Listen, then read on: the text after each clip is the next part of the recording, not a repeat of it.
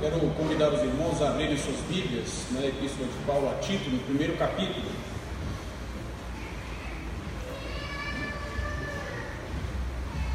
Epístola de Paulo a Tito, no primeiro capítulo.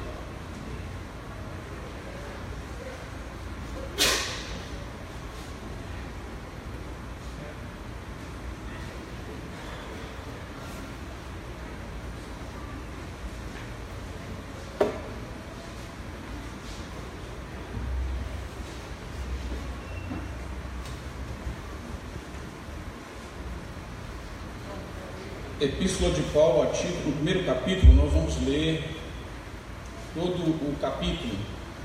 De certa forma um pouco grande, mas como nosso objetivo é expor o primeiro capítulo, no dia de hoje nós vamos fazer a leitura. Eu vou fazer a leitura e convido os irmãos para acompanhar as suas Bíblias. Diz assim o texto: Paulo, servo de Deus e apóstolo de Jesus Cristo, para promover a fé que é dos eleitos e o pleno conhecimento da verdade, segundo a piedade, na esperança da vida eterna, que o Deus que não pode mentir, prometeu antes dos tempos eternos, e em tempos devidos manifestou a sua palavra mediante a pregação que me foi confiada por mandato de Deus, nosso Salvador. A Tito, verdadeiro filho, segundo a fé comum, graça e paz da parte de Deus Pai e de Cristo Jesus, nosso Salvador. Por esta causa te deixei em Creta, para que pusesses em ordem as coisas restantes, bem como em cada cidade constituísses presbíteros conforme te prescrevi. Alguém que seja irrepreensível, marido de uma só mulher, que tenha filhos crentes, que não são acusados de dissolução, nem são insubordinados, porque é indispensável que o bispo seja irrepreensível como dispenseiro de Deus, não arrogante, não irascível, não dado ao vinho, nem violento, nem cobiçoso de torpe ganância, antes hospitaleiro, amigo do bem, sóbrio, justo, piedoso, que tenha domínio de si, apegado à palavra fiel, que é segundo a doutrina, de modo que tenha poder tanto para exortar pelo reto ensino, como para convencer os que o contradizem. Porque existem muitos insubordinados, palradores, frívolos e enganadores, especialmente os da circuncisão. É preciso fazê-los calar, porque andam pervertendo casas inteiras, ensinando que não devem por torpe ganância. Foi mesmo dentre eles um seu profeta que disse: cretenses, sempre mentirosos, feras terríveis, ventres preguiçosos. Tal testemunho é exato, portanto, repreende-os severamente para que sejam sadios na fé e não se ocupem com fábulas judaicas, nem com mandamentos de homens desviados da verdade. Todas as coisas são puras para os puros, todavia para os impuros e descrentes nada é puro, porque tanto a mente como a consciência deles estão corrompidas. No tocante a Deus, professam conhecê-lo, entretanto, o negam por suas obras, e por isso são abomináveis, desobedientes e reprovados para toda boa obra.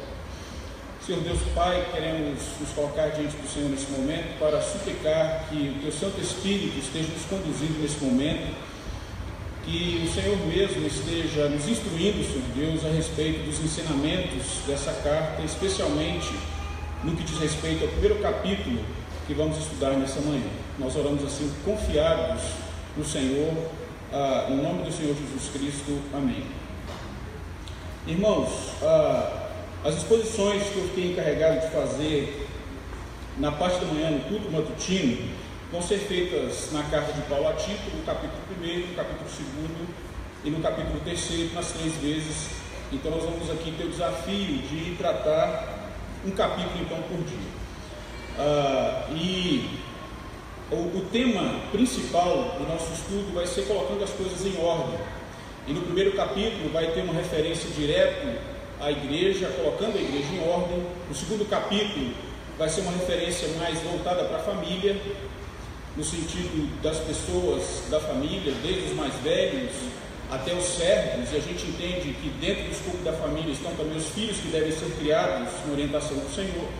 E no capítulo 3, uma indicação mais direta da relação que o crente deve ter, pautar pelas Escrituras, com o mundo no que diz respeito à sociedade, especialmente se submetendo às autoridades e vivendo uma vida exemplar de acordo com a vontade de Deus. Então hoje nós vamos meditar no capítulo 1, que tem um foco de colocar a igreja em ordem, que é o encargo que Paulo deu para Tito. Para ilustrar, irmãos, uma tentativa de ilustrar o que está acontecendo aqui, o contexto, eu vou fazer uma ilustração, vou contar uma ilustração de algo que me chamou muita atenção há um tempo atrás, que foi um documentário sobre elefantes. E esse documentário, ele mostrava o desafio do transporte de elefantes, mas acima de tudo, o que levou aquele transporte de elefantes? Havia uma reserva onde haviam sido colocados alguns elefantes, e essa reserva ela tinha o propósito de preservar tanto os elefantes quanto as pessoas que estavam em volta. Há uma reserva protegida e ali foram colocados alguns elefantes. Mas depois de um certo tempo começou a se observar que nos locais, especialmente de água, estavam sendo encontrados alguns animais mortos. Foram encontrados ali alguns rinocerontes mortos, e eles então foram identificar o que havia acontecido, porque ali não deveria ter nenhum animal predador que desse conta de matar o rinoceronte. Então foram descobrir que os elefantes estavam matando os rinocerontes. E para resumir a história, foi identificado que aqueles elefantes que estavam ali, por serem jovens, estarem sem uma referência dos elefantes mais adultos, haviam se tornado elefantes delinquentes. Eles não tinham uma referência, então eles haviam se tornado agressivos, e eles não estavam sabendo lidar ali com seus impulsos, especialmente nos períodos de reprodução, então estavam matando os outros animais. E aí a solução então que foi encontrada foi voltar a uma reserva de origem, procurar elefantes adultos, elefantes mais maduros, e levar para aquela reserva, para que aqueles elefantes, quando chegassem ali, colocassem ordem naquela reserva. Ou seja, aqueles elefantes adultos iriam inibir os impulsos daqueles elefantes ainda adolescentes, vamos dizer assim, ou imaturos, que estavam vivendo uma prática de dissolução. E isso dá para nós um paralelo, irmãos, com o que está acontecendo aqui na ilha de Creta. A ilha de Creta é uma ilha que havia várias cidades, e ali havia crentes, e a igreja se reunia nas casas ali, nas várias cidades. E o que nós entendemos a respeito disso é que aquela igreja pode ter sido originada por uma visita de Paulo ali, quando ele deixou Tito em Creta e pregou o Evangelho, mas pode ser também alguns crentes que, segundo o relato de Atos 2, do Pentecostes, ouviram o Evangelho, havia cretenses ali, então pode ter originado a igreja ali. Mas o fato é que havia ali uma igreja que começou a se consolidar, igrejas espalhadas que se reuniam nas casas, e no meio daquela igreja estava havendo então a interferência de pessoas de dentro da igreja, de dentro mesmo ali daquilo que entendemos como o cristianismo, que estavam então distorcendo o Evangelho, e aquilo estava sendo nocivo para o Evangelho. Algumas pessoas que tinham uma mistura de cristianismo com judaísmo estavam ali interferindo nos ensinos, estavam causando muito prejuízo para a igreja ali. Então Paulo deixa Tito ali para que coloque as coisas em ordem. É como uma atitude então de colocar ali uma referência, uma supervisão, colocar a casa em ordem, porque as coisas não estavam indo bem. Assim como naquela reserva, aqueles elefantes mais adultos tinham o objetivo de colocar aqueles elefantes mais maduros, tive a impressão de ter trocado aqui elefante, não elefante, mais adultos, colocarem aqueles elefantes delinquentes em ordem. Mais ou menos esse o contexto da carta. Aqueles cretenses estavam vivendo uma desordem e estavam criando uma confusão no meio da igreja, e Paulo então se preocupa com isso e coloca Tito ali como um representante dele, como alguém que deveria colocar as coisas em ordem. Então, fazendo o esboço do capítulo 1, dos versos de 1 a 4, Paulo faz uma saudação que é rica para nós em teologia, nós vamos tratá-la de forma objetiva. Ele dá um encargo para Tito ali, que é colocar essas coisas em ordem, que envolvia constituir presbíteros qualificados para a tarefa e orientar aqueles presbíteros em como tratar esses ensinos errados que estavam ali. Então a saudação, irmãos, que introdução da carta, dos versos de 1 a 4, nós vemos Paulo se apresentando como servo de Deus e apóstolo de Jesus Cristo. Algo importante para nós observarmos aqui, porque Paulo é o único lugar onde Paulo se apresenta como servo de Deus.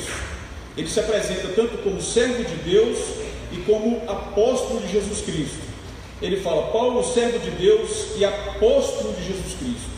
A referência a servo de Deus, irmãos, demonstra, Paulo está querendo dizer aqui, que ele era alguém que havia sido comprado, conquistado, dominado e que estava agora a serviço de Deus. Ele demonstra o caráter de submissão e de humildade do seu apostolado, que não era um apostolado independente, que não era um apostolado que deveria ser levado segundo a sua própria disposição, ou seja, havia ordem. Inclusive nisso ele coloca que ele fundamenta questões de ordem aqui, já no primeiro versículo. E quando ele afirma ser apóstolo de Cristo, é o fato de ter sido comissionado por Jesus Cristo e o fato de que a sua comissão dava para ele autoridade. Então ele tinha uma missão a cumprir, ele foi conquistado para aquilo, ele tinha o dever de fazer aquilo, mas ele também tinha autoridade para fazer aquilo. E a gente percebe que ele então apresenta a sua missão como apóstolo, como servo de Deus, que é promover a fé que é dos eleitos e o pleno conhecimento da verdade. Aqui, irmãos, é preciso que a gente perceba algo de doutrina, de teologia sistemática aqui, algo extremamente fundamental e elementar no Evangelho.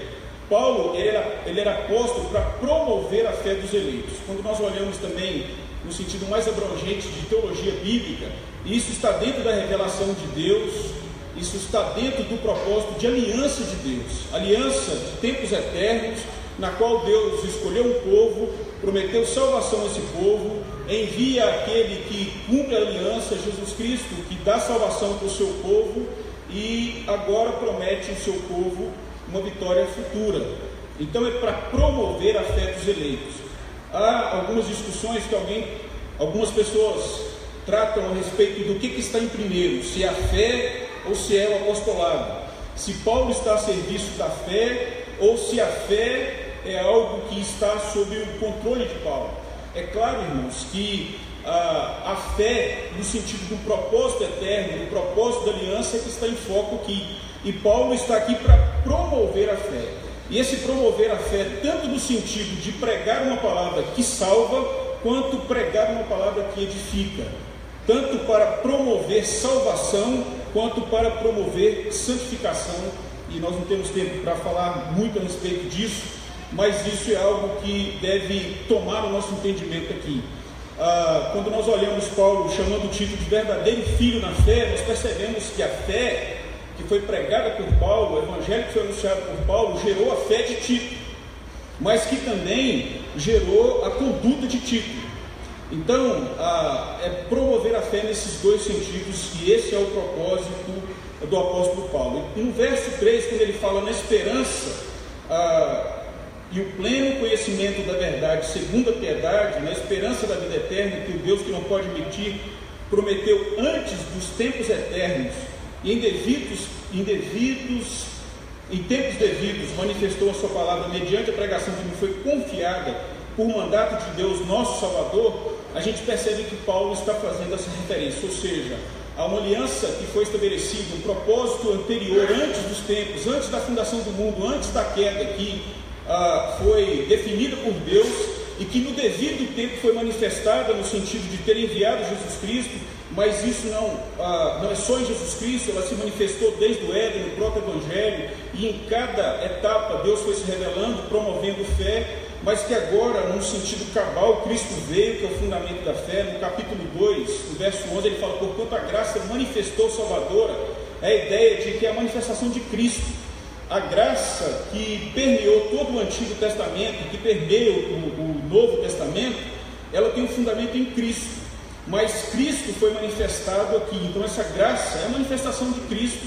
Ele afirma isso no capítulo 2, e no capítulo 3 também ele faz referência a essa graça que alcançou aqueles que antes estavam perdidos, viviam em dissolução, e que agora, pela benignidade do propósito de Deus, eles tiveram suas vidas transformadas, e agora eles deveriam viver uma vida que glorificasse o nome de Deus, que embelezasse essa graça de Deus. E depois de Paulo, então, apresentar sua missão, que era servir ao propósito eterno de Deus, para pregar o Evangelho, a sã doutrina, ele apresenta Tito, que é um verdadeiro filho na fé, segundo a fé comum, graça e paz da parte de Deus e de nosso Senhor Jesus Cristo. E a partir daí, irmãos, no verso 5, Paulo ele mostra o encargo que ele dá a Tito, que é colocar as coisas em ordem. Por essa causa, pela causa da aliança, vamos dizer assim, de uma visão mais abrangente, a aliança de Deus em salvar um povo, se relacionar com o povo, purificar um povo e garantir a esse povo uma vitória futura, ele deixou Tito em Creta para colocar as coisas em ordem e também em cada cidade constituir presbíteros. Então o encargo de Tito era colocar as coisas restantes em ordem, constituir presbíteros em cada igreja e calar e repreender aquilo que vamos definir como judaizantes, porque todo o ensino errado que estava sendo difundido ali, ele tem a ver com os judaizantes, que por um lado defendiam a circuncisão, mas também por outro lado defendiam um rigor com relação a algum tipo de dieta, algumas coisas que poderiam comer e não comer, e também com relação a fábulas, a alguns mitos que haviam sido criados em cima de personagens do Antigo Testamento, coisas que eram equivocadas e que estavam sendo distorcidas e que agora não tinha mais lugar. Toda a prescrição que tinha a ver com cerimoniais, que envolvia inclusive os alimentos, era uma forma que Deus usava para purificar o povo, era uma forma que Deus usava para ensinar o povo a respeito de pureza e também trazer bênção para as pessoas no que diz respeito a benefícios secundários. Mas tudo aquilo servia para conduzir a Cristo, que é de fato aquele que purifica todos e que, acima de tudo, irmãos, purifica o interior do homem, purifica o homem na sua essência, na sua alma, e que é o mal principal do homem, que é o pecado, mais do que qualquer outro tipo de pureza. Então isso precisava ficar definido por Tito na sua pregação ali em Creta. E só voltando um pouco, ele fala de coisas restantes e constituir presbíteros. Então certamente a igreja já tinha fundamentos, a igreja estava funcionando, mas ainda havia coisas para se organizar. E certamente o que mais concreto a carta nos apresenta, que precisava ser colocado em ordem, é o fato de constituir uma liderança qualificada para que pudesse pregar o Evangelho e defender o Evangelho e levar de fato pureza no meio da igreja.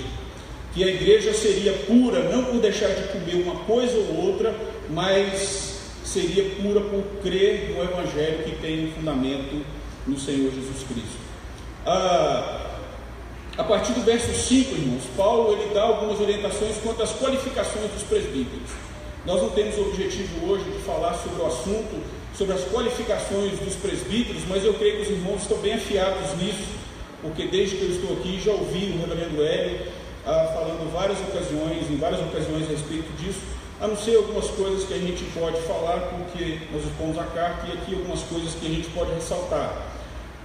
Esses presbíteros precisavam ser qualificados, mas aqui, irmãos, é preciso fazer uma observação, que aqueles presbíteros ali, eles eram qualificados por aquilo que eles deveriam pregar e defender, ou seja, o Evangelho que os alcançou um dia, deveria agora ser vivido por eles, dando a eles uma conduta e também proclamado por eles. Aqueles homens não estariam qualificados e preparados ali sem o Evangelho.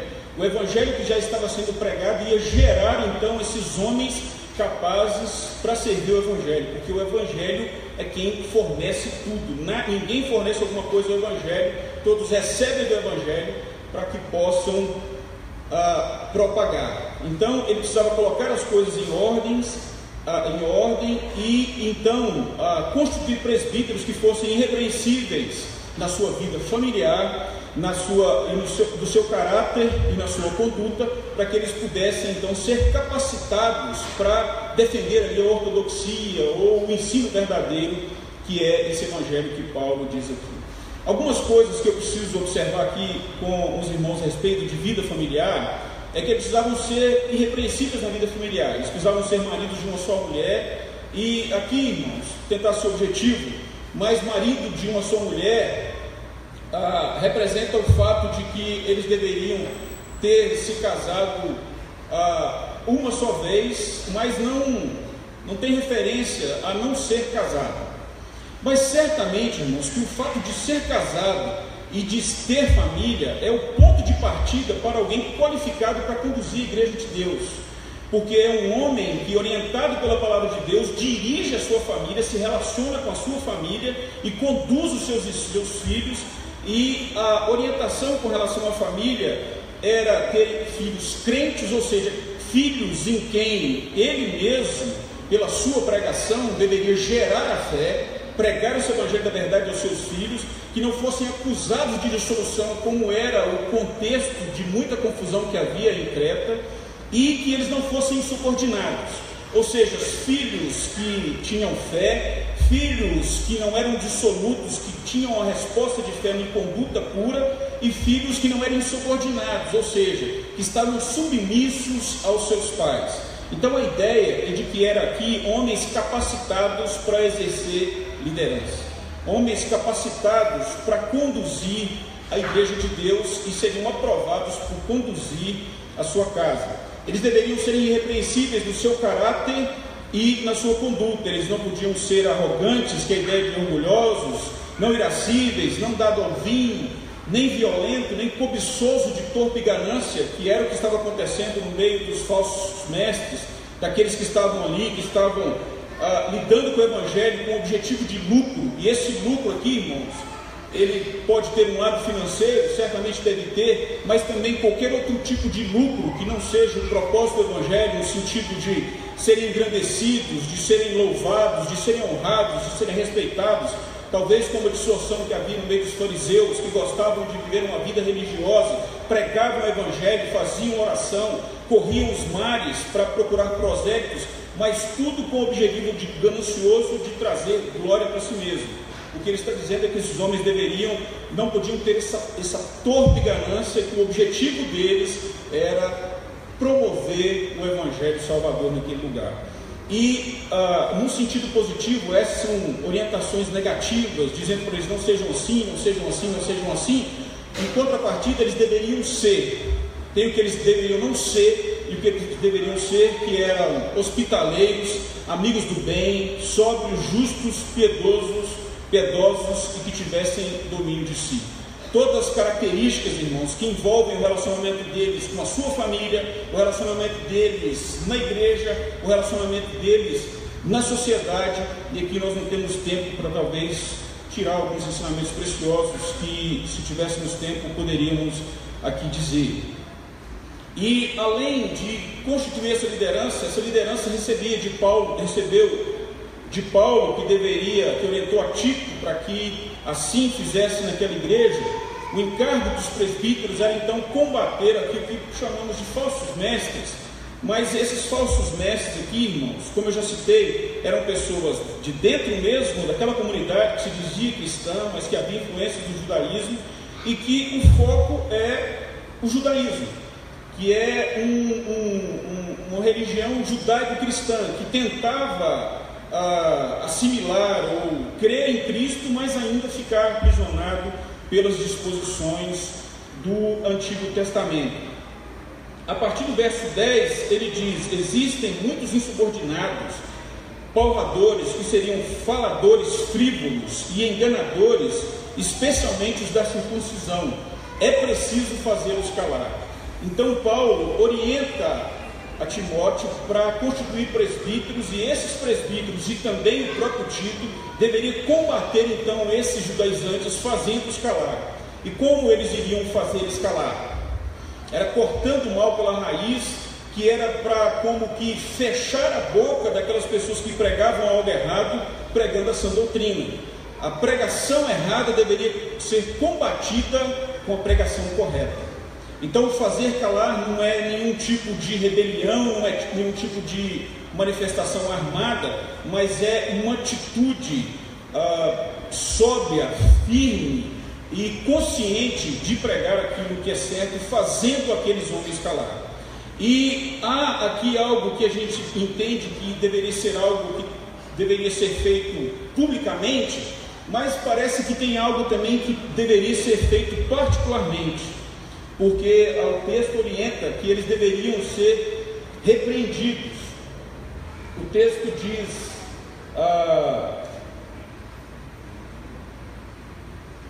deixa eu achar aqui, irmãos.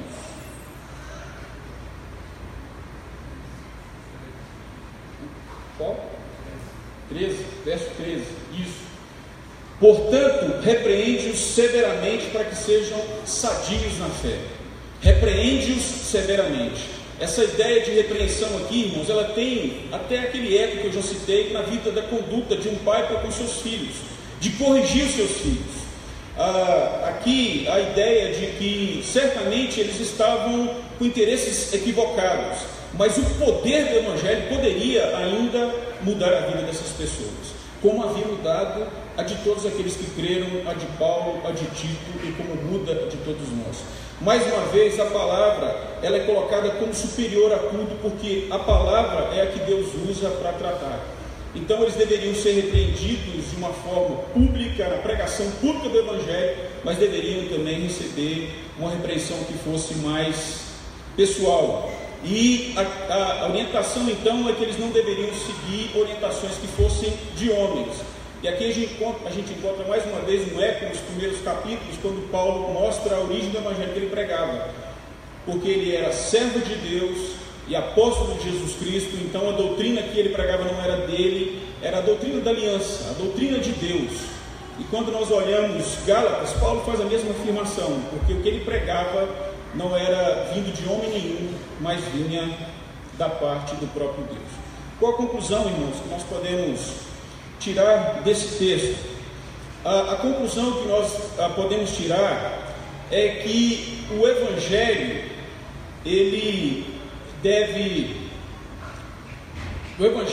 ser recebido por nós, ele deve ser vivido por nós, ele deve ser pregado por nós e ele deve ser defendido por nós. E algo que a gente precisa aqui alinhar é o fato de que às vezes, irmãos, nós temos uma dificuldade de tratar a fé e conhecimento, a fé e conduta.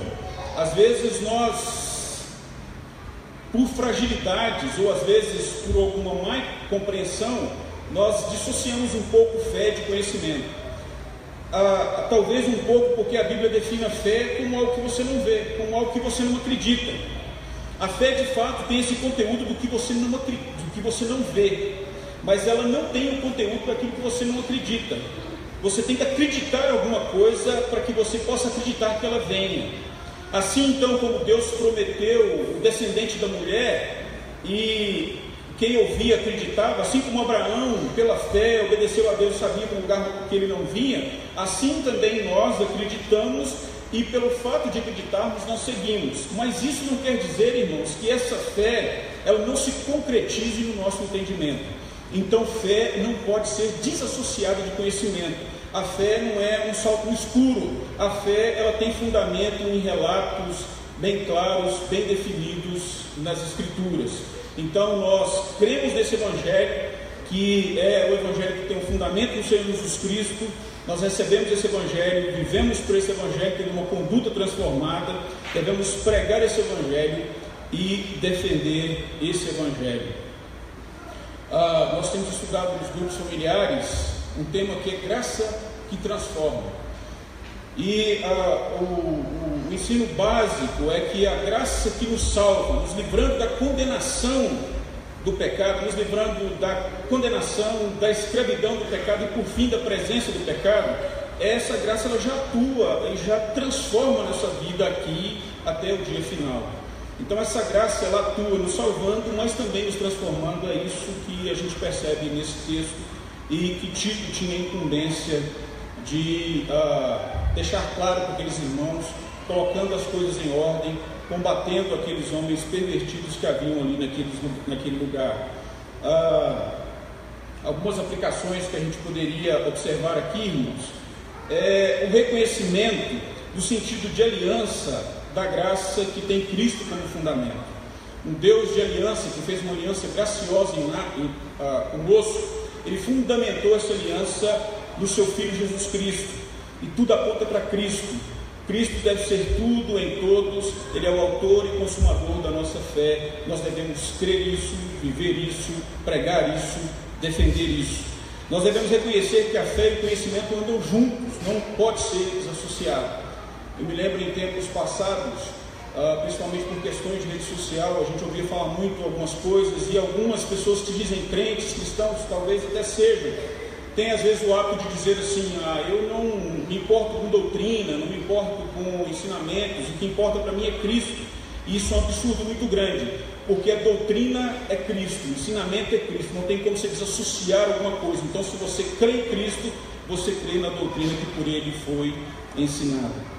Nós que fomos alcançados pelo Evangelho da graça de Deus, devemos viver pela fé e a serviço da fé, pregando essa fé, vivendo essa fé, sendo servos do Senhor, assim como também foram esses homens no texto que nós lemos.